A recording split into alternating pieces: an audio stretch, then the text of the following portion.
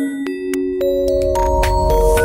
oui, je suis content. Après un an, je parle français, je comprends français, beaucoup d'amis encore. Et la deuxième photo, c'est une photo de moi avec ma famille, ma femme et mes deux enfants en 2015, juste un peu de temps avant que nous ayons été forcés de partir. Combien a coûté votre voyage pour aller jusqu'en France? 4 000 euros.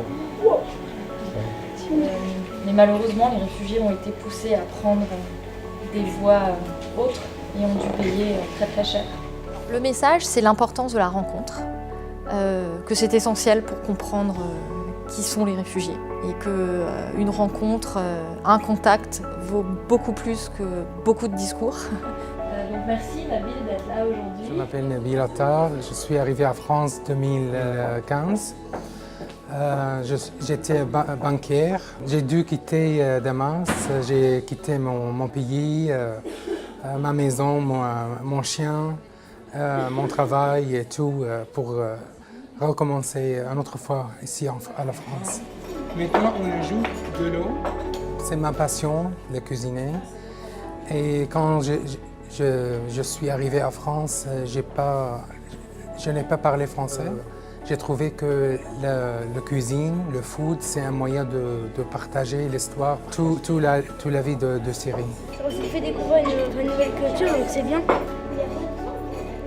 Et moi, j'ai essayé de leur faire chez moi avec maman et papa. J'ai essayé de leur faire découvrir.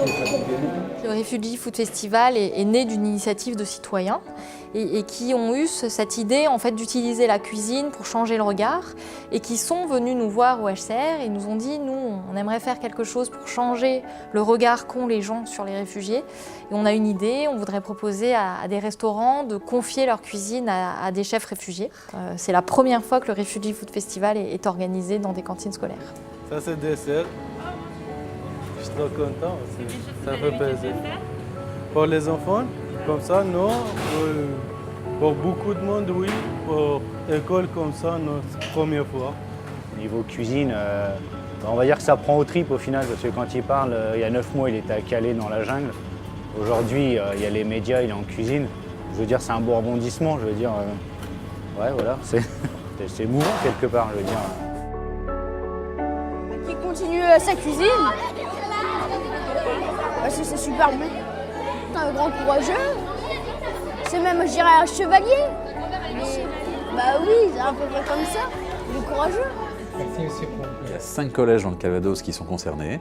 C'est un processus que nous essayons d'initier, de faire en sorte que l'ensemble de nos jeunes comprennent ce monde et une lecture qui soit une lecture notamment personnelle et une capacité vraiment à se faire leur propre idée de l'ensemble du monde dans lequel ils vivent.